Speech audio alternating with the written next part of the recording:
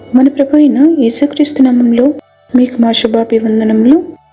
ఈరోజు దేవుని వాగ్దానము, నీ కాలములో నియమింపబడినది స్థిరముగా నుండును, రక్షణ బాహుల్యమును బుద్ధి జ్ఞానముల సమృద్ధియు కలుగును, యెహోవా భయము వారికి ఐశ్వర్యము. యెషయా 33వ అధ్యాయము 6వ వచనము. He will be the sure foundation for your times, a rich store of salvation and wisdom and knowledge. The fear of the Lord is the key to this treasure.